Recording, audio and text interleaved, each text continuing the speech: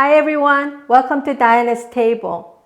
Today we're going to be making one of our favorite street foods in Korea called 어묵탕 or odeng in Japanese or fish cake soup in English. I know fish cake soup sounds strange, but actually when you try it, you'll never forget the taste. So it's very simple to make and it's one of our favorite winter street foods in Korea. So let's get started. First, we're going to make the stock for the odeng. I'm going to turn the stove on. I have here already made dashi stock. You can refer to my previous video on how to make dashi. While it's boiling, I'm going to prepare the radish. The radish has to be in first. So we will cut the radish in big size because you don't want it to get too mushy and it will break. About medium-sized radish, cut it in quarters.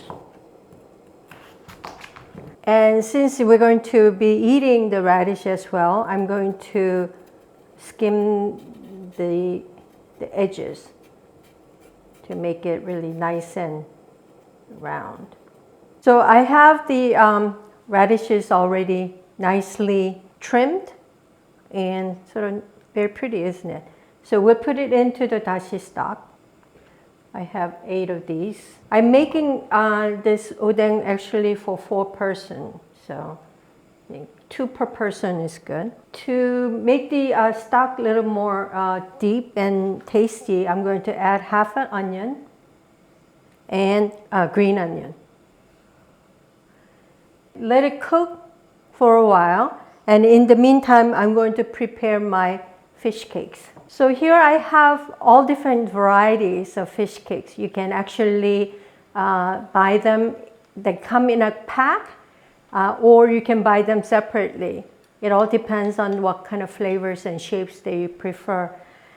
Actually, at the end of the day, they all taste similar. So, concentrate on the shape more. These nice thick ones, I just skew them like this once. You see, make an S. And then add one little small one as a cute touch, right? Most common ones that you'll find are these nice thin square ones. And how do you skew them? You fold them over and you make little ribbons. And these are the ones that you'll find most at the street vendors. And I have little rice cakes here that I will put it towards the end. And if you want, you can just, do the round ones, different shapes around, maybe with a rice cake.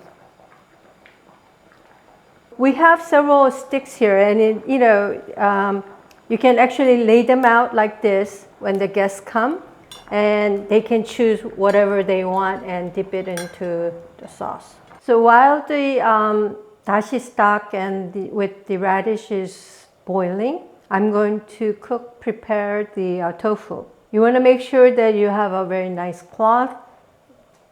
Get all the moisture out by squeezing very lightly. And then cut the tofu into here maybe 6 pieces. Nice and thick pieces. You have to use a medium or firm tofu here. Don't use the soft one because it'll be very hard to cook. In the meantime, I've heated the pan with some vegetable oil. And when it starts to shimmer, like now, put the tofu into the pan.